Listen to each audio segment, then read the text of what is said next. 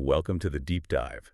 So today we're really diving into something quite fascinating. Yeah, this idea of combining mindfulness and meditation with learning English, right? Exactly. It sounds a bit, well, maybe unexpected at first. What does inner calm have to do with, say, grammar? Mm, But we're going to explore how there are actually some really surprising connections, benefits that go way beyond just vocab lists. absolutely. And that's really our mission today, I think, to explore how, cultivating this sense of calm, this focus, this presence, Right. as our source material presents it, can genuinely boost how you learn a language, specifically English, and build real confidence. Okay. Presence, focus, calm. These are key terms. Maybe we should just quickly clarify what we mean by them based on the source. Good idea. So when the source talks about mindfulness, it's essentially about paying attention deliberately to right now without judging it. Just noticing. Exactly. And meditation is often the formal practice we use to get better at that mindfulness, like focusing on your breath or body scans, things like that. Got it. These aren't just fuzzy concepts. Think of them as mental muscles you're actually training. And the key takeaway, I think, is that this isn't just about learning English faster. No. No, it's more holistic. It's about learning better overall and, frankly, about well-being. The two are really linked. Our source shows that connection quite beautifully, I feel.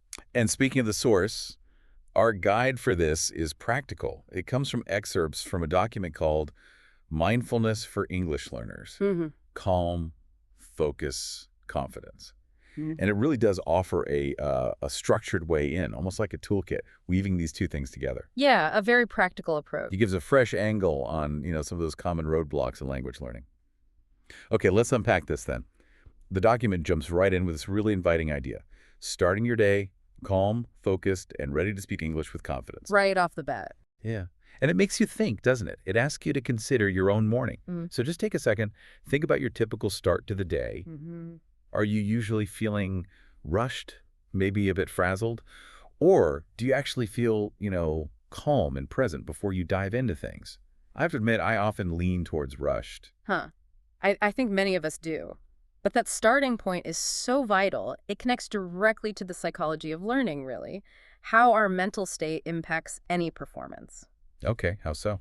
Well, when we approach something challenging, like learning a language, feeling calm and present, it's not just about feeling better. You're actually setting up the best conditions for your brain to, absorb and process information. Makes sense. And this ties into language acquisition theory.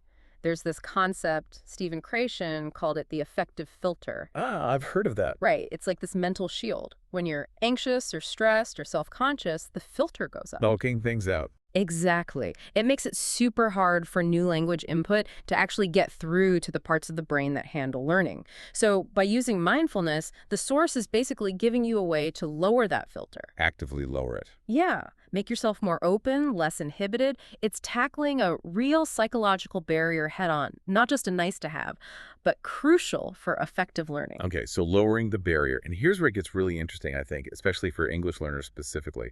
The source gives you the words. Yes, it doesn't just talk about mindfulness. No, it gives you the core vocabulary. Yeah. Makes these ideas, which can feel a bit abstract, really tangible. Words like mindfulness itself, meditation, calm, focus, breathe. Relax, awareness, presence. All those key terms. But it's not just a list, is it? Not at all. The clever part is how it emphasizes using them, making them concrete through repetition, through building sentences. Like the examples they give. I practice mindfulness every morning, or meditation helps me feel calm. Right. Or saying, focus on your breath to relax. Being present improves my daily life. It feels very active. You're learning the words and the concepts by literally saying them, practicing them, like a linguistic workout almost. It is a workout, and what's really insightful, I think, is the direct neural link this creates. When you repeatedly say, focus on your breath to relax in English. You're doing both things at once. Exactly. You're not just learning vocabulary, you're actively performing the mindful instruction using the target language. It builds this powerful, almost physical connection. So the English words themselves become triggers for that calm state. Precisely. Language as a conduit for a state change. It's quite sophisticated, really, a dual benefit. Learn English words and learn practical tools for self-regulation for emotional intelligence. Wow. So you're building your language skills and your mental resilience together. A kind of positive feedback loop. Learning English reinforces the mindfulness, and the mindfulness makes learning English easier. I love that language as a conduit. It makes it feel less ethereal. And the document then takes this and makes it even more practical with these mindfulness conversations. Yeah, showing how it actually plays out. Right. It gives you these little dialogue examples. Like the first one, someone says, I feel stressed today. Pretty common. Very relatable. And the mindful reply in simple English is, have you tried meditation? It helps me relax. And then just a tiny bit of guidance. Just sit quietly. Focus on your breath for 5 minutes. So simple, so actionable, woven right into a normal chat. Exactly. And the second dialogue tackles focus, another big one. Someone says, I have trouble focusing at work. Which happens to everyone. Definitely. And the response is, mindfulness exercises can help you stay present. Yeah. And the quick how-to is just, sure, close your eyes, breathe deeply, notice your thoughts, and gently let them go. And if we zoom out slightly, these examples are brilliant because they completely demystify mindfulness. They show how it applies directly to everyday stuff, challenges we all face. Not just language learning stress, but work stress, focus issues. Exactly. Professional life, personal life. It shows how weaving in these tiny, practical techniques can genuinely make a difference in managing stress, improving concentration. Takes it out of the clouds and puts it right into your daily toolkit. Makes it immediately useful, tangible. And it also helps you talk about these states more naturally in English, right? The source brings in those great fun expressions. Ah, yes, the idioms. Yeah. Things native speakers say all the time related to staying calm, like, keep your cool, take deep breath. Chill out, go with the flow. Classic ones. And again, because examples. When I feel angry, I try to keep my cool. Or take a deep breath before you speak. Simple context. On weekends, I like to chill out and relax. Life is easier if you just go with the flow. These aren't just decorative phrases. They're like the language of self-regulation in English. That's a great way to put it. And this is where you get that layer of cultural richness. Understanding and using these isn't just about knowing the words. Oh. No, it's about connecting with the nuances of English conversation, how people actually express these states. Learning Keep Your Cool is more than vocabulary. It's understanding how the culture talks about emotional balance. So it's like a cultural window into being mindful through the language. Exactly. You're grasping the emotional intelligence baked into everyday idioms.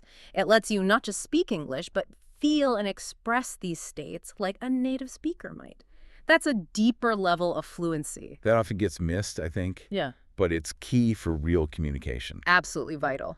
So, bringing this all together, what's the big takeaway for someone listening, for you as a learner?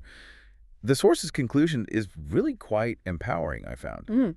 It basically says, look, if you practice your English while also engaging with mindfulness and meditation, Consistently. right, consistently, then your mind and your language skills develop together. They both grow calm, focused, and confident.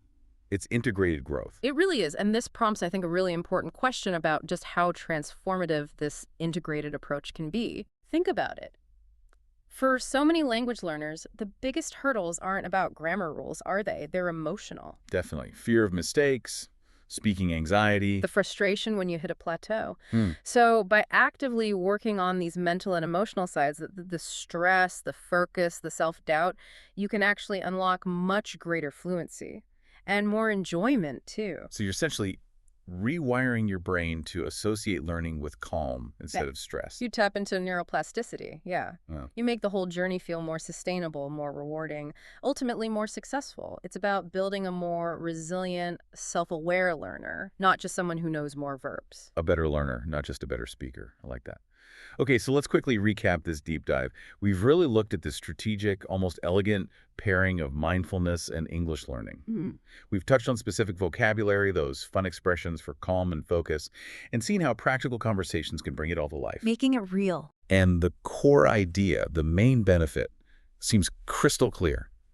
It's about developing a calmer, more focused, and definitely more confident way to learn and use English, making the process work better, but also feel better. And I think what the source material really underscores is that deep learning, true learning, often goes beyond just the books, beyond the academic side. Yeah. It highlights this fundamental link between our inner state, how we feel inside, and what we can actually do externally. Cultivate that inner peace and Good, your freedom. capacity Your expands. capacity for almost anything expands. Learning a language, tackling a big project, just engaging more fully with life. It's a principle that goes way beyond just English class. Okay, so here's a final thought for you to maybe mull over as you go about your day. Yeah. Consider this. How could applying this principle we talked about, inhale, calm, exhale, stress, which are source framed for learning English? How could applying that mindset transform how you approach any challenge, any new skill you want to learn? Could it help foster not just competence, but maybe a deeper sense of peace and presence in whatever you do? Something to think about. Thank you for joining us on this deep dive today. We hope exploring these insights might spark something for you in your own learning journey, or maybe just in how you approach your day.